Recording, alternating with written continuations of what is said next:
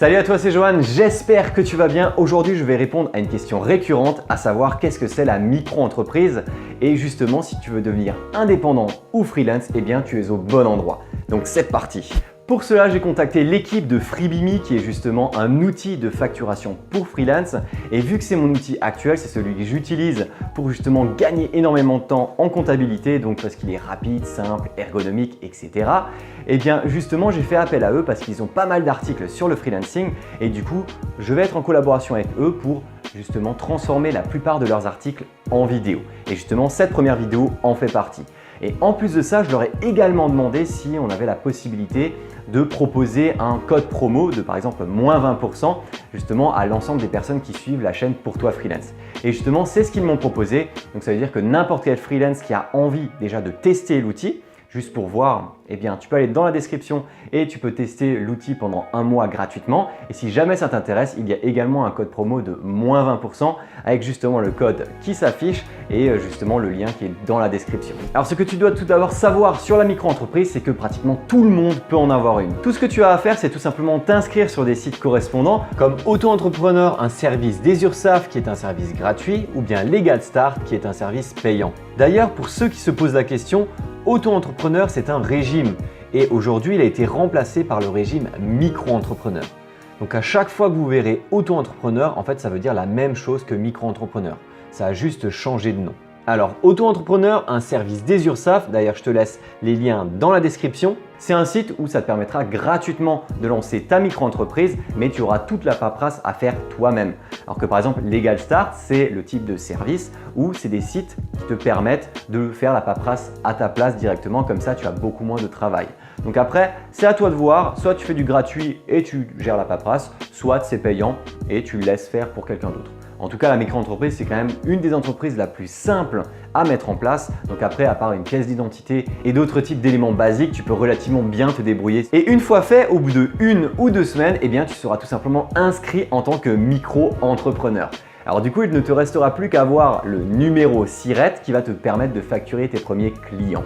Alors si tu veux savoir ce que c'est, eh bien abonne-toi à la chaîne tout simplement parce que je ferai une nouvelle vidéo sur le numéro SIRET prochainement. Si l'on entend autant parler de la micro-entreprise, c'est surtout parce qu'elle a un avantage considérable. Eh bien, tant que tu ne gagnes rien, tu ne payes pas d'impôts. Ça veut dire que si tu as 0 de chiffre d'affaires, eh bien tu n'auras tout simplement pas d'impôts. Mais si tu en as, il faudra que tu puisses justement mettre ce chiffre d'affaires sur un site dédié et tu vas payer des cotisations de manière mensuelle ou trimestrielle. Tu peux par exemple aller sur le site nommé le portail de l'entrepreneur pour payer tes différentes cotisations en sachant que tu as 2 types de cotisations. Tu as la vente et tu as les prestations de services. Et généralement, la vente c'est environ 12% et les prestations de services c'est 22%. Alors je ne te donne pas de chiffres exacts tout simplement parce que chaque année ça change, tu peux avoir des petits pourcentages qui peuvent changer et puis des nouvelles lois qui peuvent apparaître. Mais en tout cas, tu as des charges qui sont moins importantes en vente plutôt qu'en prestation de service. Mais attention avant de te précipiter parce que tu as la possibilité lorsque tu démarres ta micro-entreprise de faire appel à une aide qui s'appelle l'ACRE qui te permettra d'avoir justement des avantages financiers lorsque tu démarres ton entreprise. Ça te permettra notamment de réduire tes cotisations sociales. Donc au lieu d'avoir des 22%, tu auras peut-être 5, 10, 15% la première, deuxième, troisième année par exemple. Mais je me garde encore des infos parce qu'on en parlera dans une prochaine vidéo. Mais attention, si tu décides de lancer ta micro-entreprise aujourd'hui et que tu n'es pas sûr d'avoir des clients sur les mois ou les semaines à venir, eh bien n'oublie pas que même quand tu as 0 de chiffre d'affaires, il faut absolument que tu puisses déclarer tes revenus sur les sites comme le portail de l'auto-entrepreneur. Parce que justement, il faut que tu l'écrives, sinon tu as une pénalité qui peut justement t'être appliquée parce que tu ne l'as pas noté, tu ne l'as pas déclaré aux yeux de l'État, même si tu étais à 0.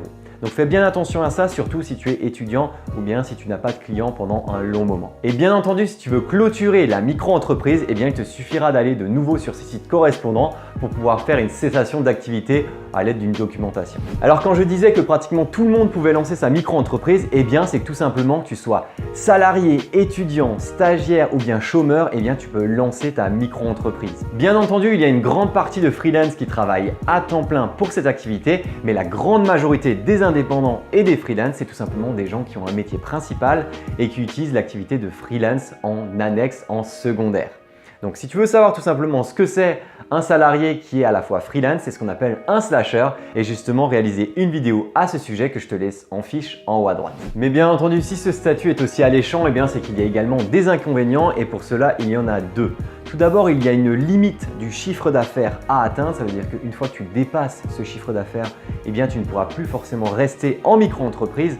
Et pour ça, pour les prestations de services, c'est 33 200 €. Et en vente de produits, c'est à 82 800 € par an. Et donc, si jamais tu veux savoir plus précisément à quoi ça correspond, parce que tu as également des TVA qui vont commencer à se rajouter, tu as la possibilité de doubler le seuil. Donc pour ça, je te laisse regarder l'une de mes vidéos les plus regardées sur la chaîne YouTube, à savoir la TVA en freelance. Et le deuxième inconvénient, forcément, c'est qu'il n'y a pas de déduction possible de charges sur l'entreprise.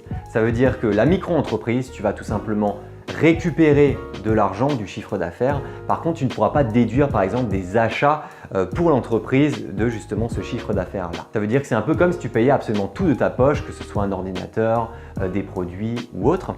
Alors forcément, pour de la prestation de service, c'est pas si dérangeant parce que tu as juste besoin d'un ordinateur, d'un lieu où travailler et peut-être de certains logiciels. Donc c'est pas énormément de coûts. Par contre, une personne qui va faire de la vente, qu'elle va devoir acheter tout avec son propre argent, et ensuite elle va devoir comme ça le revendre, donc ça ne fait pas partie, en fait on n'a pas la possibilité de déduire l'ensemble des achats de cette micro-entreprise. Mais cet inconvénient est compensé notamment avec le calcul des impôts, puisque lorsque tu fais de l'achat ou de la revente, tu auras un abattement jusqu'à 71%, alors qu'il est uniquement de 50% pour du BIC, bénéfices industriels et commerciaux, et 34% pour du BNC, bénéfices non commerciaux. Voilà, en l'espace de quelques minutes, tu as pu comprendre ce que c'était la micro-entreprise. Donc si jamais tu veux te lancer, j'ai absolument tous les liens de tous les sites que tu as vus dans la description.